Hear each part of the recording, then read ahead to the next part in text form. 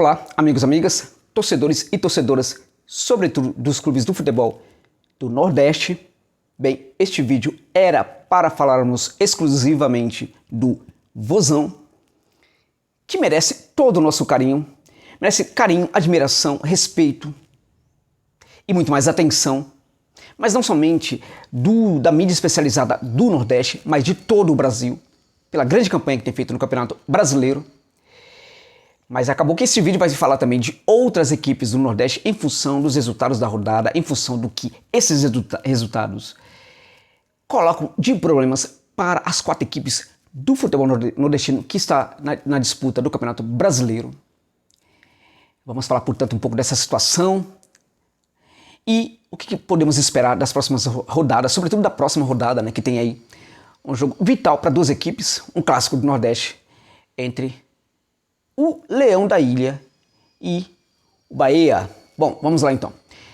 A começar destacando o Ceará, que de novo fez uma grande partida. É muito importante notarmos o que tem feito esse Ceará. Não é pouca coisa no Campeonato Brasileiro. Quando olhamos para o jogo do Vozão, a gente percebe que talvez a equipe poderia ter um pouco mais de ambição em alguns momentos. Poderia tentar buscar alguns triunfos a mais. Mas isto, contudo, talvez não seja uma ilusão esperar isso de uma equipe nordestina, considerando a situação das dificuldades que vivem as equipes nordestinas, e neste sentido, talvez, é bem provável, que o técnico Guto Ferreira seja um dos técnicos que mais tem um entendimento hoje, dentre todos os técnicos no comando das equipes da Série A do futebol do Brasil, que mais entenda a situação da equipe e do clube em que está. Isto é um ponto. Outro ponto é que quando a gente fala do jogo ofensivo, quando algumas pessoas falam, né, do jogo ofensivo, admiram o jogo ofensivo, o jogo de domínio do adversário, o jogo de maior posse de bola, enfim, essas coisas. Talvez essas pessoas que gostam desse tipo de... No fundo, elas gostam do melhor futebol. No fundo, elas querem ver um futebol bonito acontecendo dentro do campo. Também, além disso, elas querem ver, provavelmente, os resultados acontecendo a partir dessa proposta.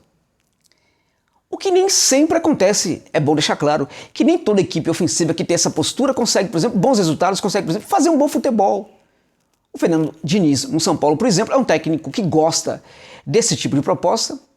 E quando a gente olha para o São Paulo, a gente não vê uma equipe que joga um futebol muito bonito e inclusive uma equipe muito perdida em muitos momentos, como agora. A questão muito importante que é necessário pontuar é a seguinte. Tanto o jogo mais ofensivo quanto o jogo defensivo, eles podem ser interessantes. Não existe uma única forma de se jogar. E tanto o jogo ofensivo pode ser competitivo e bonito, como o jogo defensivo também pode ser competitivo e também bonito e interessante. Quando olhamos para essa equipe do Ceará, o que a gente vê é uma equipe muito consistente, muito bem compactada e muito bem ajustada pelo técnico Guto Ferreira. E eu sempre falo isso, quando uma equipe ela possui grandes ajustes, as individualidades elas aparecem. É aquele caso em que olhamos para uma equipe em que parece que os jogadores até jogam muito mais do que jogam. Lembra do Del Valle? Independiente Del Valle?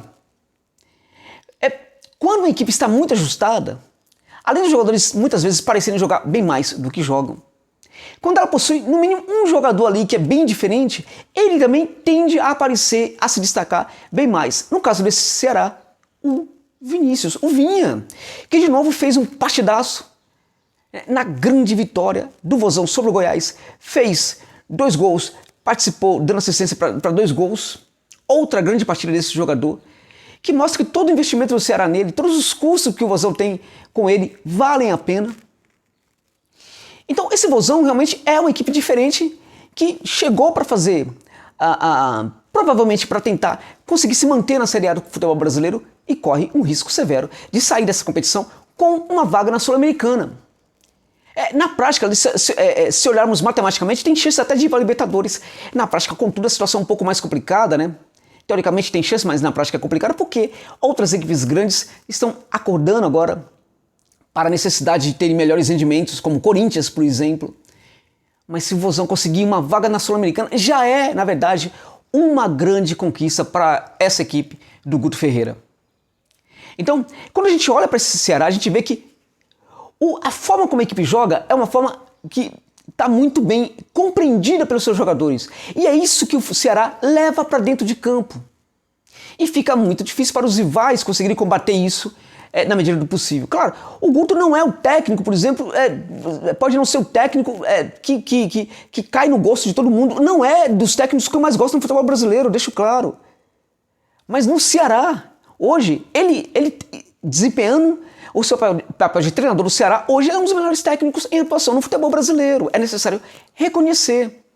Ele é um dos grandes responsáveis pelo que está acontecendo com o Vozão. É muito importante isso. Agora, a situação do Ceará, quase conseguiram uma vaga para a Sul-Americana, nos lembra a situação do Fortaleza, que durante muito tempo quase esteve prestes de conseguir uma vaga, por que não, para a Libertadores. Viveu grandes momentos na competição. Hoje, já não vi uma situação tão interessante assim. Mesmo o Bahia, lá no começo da competição, também teve alguns bons momentos, tal. O que aconteceu com Fortaleza, o que aconteceu com o Bahia, talvez não aconteça hoje, neste momento, com o Ceará, até em função de estarmos já no final do Campeonato Brasileiro, faltam aí poucas rodadas para terminar a competição, mas que poderá, por exemplo, o mesmo problema poderá afetar o Ceará no começo da próxima temporada de 2021, que ainda não começou. Eu me refiro a algumas questões que marcam, marcam como se fosse marca de ferradura mesmo as equipes do Nordeste, e que elas precisam saber enfrentar muito melhor esse problema, que é essa dificuldade de dar um passo adiante. E esse passo adiante não é dado, entre outras coisas, porque os melhores profissionais que aparecem trabalhando nas equipes do Nordeste, em geral, são recrutados por equipes do Sudeste/Sul do futebol do Brasil. Então, esse Fortaleza, é bom deixar claro, ele se desestruturou muito como equipe a partir das saídas do Rogério Ceni. Então, o Ceni saiu do Fortaleza. O Sobis, que estava sendo um jogador importante para o Ceará, trocou o Ceará pelo Cruzeiro. É muito provável que neste momento talvez esteja um pouco arrependido, não em função de ter ido para o Cruzeiro. Seria desrespeitoso da minha parte falar que o Cruzeiro não é um grande clube. Sim, mas pela situação do Cruzeiro hoje, que é muito difícil. Ele vivia uma situação de muito respeito, de muita receptividade e muito respeito, muita consideração no Vozão. E hoje ele está numa equipe que vai permanecer na Série B. Bom, da mesma forma que o Fortaleza foi afetado, o Ceará também o próprio Ceará foi afetado. O Sport também, de certa forma, vive uma situação aí complicada. O Bahia também nesse sentido vive uma situação complicada porque perdeu profissionais, mas o Bahia tem uma coisa mais complicada. O Bahia tem uma gestão que para mim é uma gestão muito moderna, tem uma visão, uma inserção social que é diferenciada, que inclusive colocou muito holofotes sobre o Bahia. E esses holofotes colocaram sobre o Bahia e sobre a gestão, a visão social dos dirigentes do Bahia. Também começaram a esperar que a equipe dentro de campo respondesse muito melhor aos desafios que teria na temporada de 2020 no Campeonato Brasileiro. E também na própria Sul-Americana, que o Bahia esteve na Sul-Americana e acabou sendo eliminado. E o Bahia não respondeu satisfatoriamente. Acho que o Bahia tem enquanto a sua direção, ao mesmo tempo que tem uma grande visão sobre social e outras coisas mais, parece que entende pouco de futebol. E o pior, parece que se cerca de pessoas que também têm um pouco de entendimento de futebol. Então eu acho, gente, que essa questão dos clubes do Nordeste passa muito, esse passo à frente precisa ser considerado pelos seus dirigentes. Qual é o problema? Tiram muito dos nossos profissionais, mas não é só esse problema também. Como é que está a nossa canteira? A gente está revelando muito jogador? Quando a gente pede um técnico, qual é o técnico que a gente vai atrás? Em geral, os clubes do Nordeste vão atrás dos mesmos. Aquele que um dia fez sucesso no futebol do Nordeste, aquele grande tal, aquele nome famoso tal. Tem que parar com isso. Tem que dar um passo adiante. Clubes como Fortaleza, Ceará e outros precisam olhar para o mercado sul-americano, para os demais países da América do Sul, que oferecem grandes oportunidades de profissionais como técnicos e jogadores de futebol. É preciso olhar para os modelos de clubes dessas instituições, o que eles estão fazendo? Como é que um clube como Defensa e Justiça, que é minúsculo no cenário argentino, consegue fazer sucesso, consegue ir para a Libertadores, consegue chegar à final da Sul-Americana? Como assim? O Defensa é um clube minúsculo no cenário argentino. Como é que consegue competir desse jeito? O que está fazendo de correto? Como é que equipes como o Macará, lá no Equador, e o Delfim de Manta, também lá no Equador, conseguem, por exemplo, título nacional, conseguem ir para Libertadores? Olha, gente, para vocês terem uma ideia, a gente pensa aqui no Brasil como em Flamengo, Corinthians, São Paulo, Palmeiras, Santos, enfim, Inter, Grêmio, Vasco, Botafogo, Cruzeiro, Galo, enfim, os clubes grandes e tal. Aí o Clube do Nordeste pensa, pô, tem esses clubes grandes aí, é muito complicado e tal. Vocês não têm noção do que significa para os equatorianos um Emelec e uma equipe como o Barcelona de Guayaquil. São gigantes absurdos e o Macará é um nanico perto desses clubes. Só que foi para a Libertadores 2 vezes. Pensemos, é o Asa de Arapiraca, com todo respeito ao Asa, mas pensando no Asa, no cenário do futebol brasileiro no geral, indo para a Libertadores. Não é nem o CSA, CRB, é o Asa. Né? É o Ferroviário, não é o Ceará. Não é o Fortaleza, é o Ferroviário, por exemplo. Ferrinho. Então, o que acontece? Existe uma possibilidade de um trabalho na gestão, um trabalho na instituição que vai fortalecer esses clubes. Para quê? Para que quando perder um profissional, já tenha outro ideal para buscar. Para tornar um cenário tão interessante que alguns profissionais temem em sair, pensem 2 vezes antes de deixar o clube e aceitar uma outra proposta. Então, é necessário fazer um grande investimento, por exemplo, na canteira para revelar jogadores. E como é que faz isso? Tem que olhar o que está sendo feito de correto nesses lugares. Por isso tem que se cercar esses dirigentes de bons profissionais, de gente que entenda do assunto e que traga essas melhores informações. É necessário fazer isso para conseguir dar um passo adiante. Na rodada, tivemos 3 vitórias de equipes nordestinas, tivemos a derrota do Sport para o Corinthians, foi de 3, poderia ter sido demais. Acho que quando olhamos para o jogo hoje, dá para exemplificar muito bem essa questão do jogo defensivo. O Ceará tem uma proposta defensiva, o Sport também. O Guto gosta de plantar suas equipes para proteger o seu campo, o primeiro campo. O técnico do Sport, Jair Ventura, também. Mas quando a gente olha para as 2 equipes, a gente vê uma equipe muito estruturada defensivamente, muito compactada, e a gente não vê essa compactação no Sport. A gente vê uma equipe muito espaçada. Aquela primeira linha, que aliás a primeira linha defensiva do Sport não é ruim, a defesa do Sport não é ruim, mas o sistema defensivo é ruim. Então a segunda linha fica muito longe, então gera um espaço ali em que as equipes gostam de trabalhar ali, justamente ali. Foi, por exemplo, o que fez o Corinthians. Então esse Leão precisa corrigir esses erros. É uma equipe que tem até tido muitas oportunidades para fazer gols e não faz, porque também o seu ataque tem falhado. É uma equipe que tem muitos jogadores improvisados, jogadores de outras posições, jogando em várias posições diferentes. Isso é um problema, mas isso não é culpa do Jair Ventura. Isso é um problema da gestão, que não soube cuidar dessa questão. O Sport agora tem contra o Bahia um clássico aí nordestino, muito difícil. Né? É que as 2 equipes têm 32 pontos, contudo o Leão da Ilha tem um jogo a mais, precisa muito mais da vitória do que o Bahia. O empate é ruim para os 2, é menos ruim para o Bahia. E o Sport vai precisar tramar, né, o jogo no campo de ataque, algo que é difícil, é caro para esse Sport fazer. Então, do ponto de vista do encaixe do jogo, talvez seja até mais fácil para o Bahia ter um bom resultado do que o Leão. Eu disse na live ontem que, em função de encaixe de jogo, o Palmeiras tinha muito mais chance de ganhar do que o Flamengo. Então, perceba que o que a gente fala nem sempre se comprova dentro de campo, porque o campo fala muito o que são as equipes, os acontecimentos do futebol. Eles são construídos dentro de campo, na verdade, né? Mas, em tese, é um jogo até mais para o Bahia do que para o Leão da Ilha. Então, ao mesmo tempo que a gente tem o CSA provavelmente voltando à Série A, a gente pode ter, por exemplo, equipes nordestinas caindo. A gente pode ter, por exemplo, o Sport caindo. O Sport dessas equipes o que tem um jogo menos estruturado. E vou dizer para vocês uma questão aqui bem complicada para as equipes do Nordeste. O Coritiba, que tem até um jogo aí a mais que, por exemplo, que o Vasco, tem o mesmo número de jogo que o Sport, por exemplo. O Coritiba foi buscar o técnico Gustavo Morínigo, o técnico paraguaio, de baixo perfil, porque existem bons técnicos com baixo perfil. Nos 2 jogos em que ele comandou o Coxa, foi muito diferente, foi uma outra equipe, mudou da água para o vinho. É por isso que eu falo que é necessário buscar esses profissionais e não buscar os mesmos. Quando o Bahia vai buscar o Mano Menezes, o Bahia estava cometendo um erro de buscar aqueles jogadores, né, que não serviam, aqui do Nordeste que não estava servindo, que também não serviam para o Bahia. Gastou muito dinheiro com isso. Aí depois foi buscar também um treinador que não servia. O que o Mano Menezes fez de mal para o Bahia não tá. Né? Só que naquele momento, naquela época, quando eu falava mal do Mano Menezes, todo mundo caía de pau. Não gostava, a direção do Bahia errou nisso. É preciso reconhecer. Eu torço por essa gestão do Bahia, mas é preciso reconhecer esses erros. Né? O Coritiba foi atrás do Gustavo Morínigo. Então é necessário olhar, por exemplo, para o mercado sul-americano, e acho que o Coritiba, embora seja muito improvável, olha, não está descartado que fique na primeira divisão.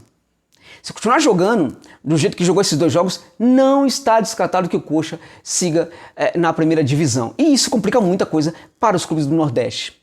Então quando eu falo que os clubes do Nordeste precisam de uma estruturação, precisa pensar, por exemplo, em gestão, em várias... E precisa também pensar muito no Brasil, na inserção nas melhores competições do futebol do Brasil, ter melhores participações em Copa do Brasil, em Campeonato Brasileiro, mas também precisa se pensar como o Nordeste. Precisa, por exemplo, pensar o que é a Copa do Nordeste.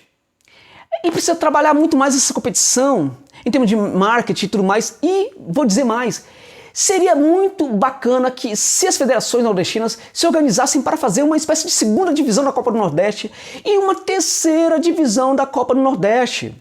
Acho que ela ajuda muito a promover as equipes nordestinas. Uma segunda divisão também faria isso, uma terceira divisão também faria isso. Por que não?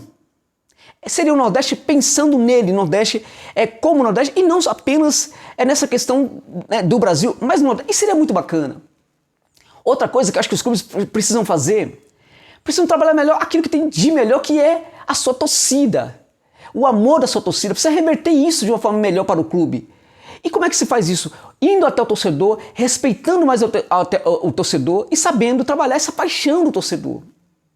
Nesse caso, por exemplo, o Fortaleza conseguiu dar um passo aí interessante, né? Conseguiu, em muitos momentos, ficar muito perto do seu torcedor, fazer algumas campanhas aí bacanas. Precisa fazer um pouco mais, mas o Fortaleza foi um bom exemplo nesse sentido.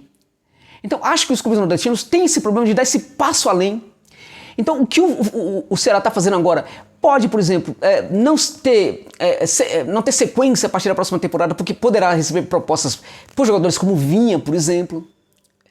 Então é necessário dar esse passo adiante, isso implica reestruturação, pensar como é que se faz os investimentos, ter melhores profissionais, parar de ir atrás dos mesmos técnicos. Veja, o Ceni fez um grande jogo contra o Palmeiras, né? E ele colocou o Flamengo de novo na disputa, no favoritismo do Campeonato Brasileiro. E se o Flamengo não conseguir ganhar? O Ceni vai seguir? Talvez não. E se ele não seguir? O que vai acontecer? E se ele não seguir e o Anderson não der certo? O que vai acontecer? O Marcelo Paes vai de novo atrás do Ceni? Não, chega disso. Não pode. É até falta de respeito com a própria entidade Fortaleza se de novo numa situação dessa ir atrás do Ceni. Existem outras opções. Existem outros Cenis espalhados pela América do Sul.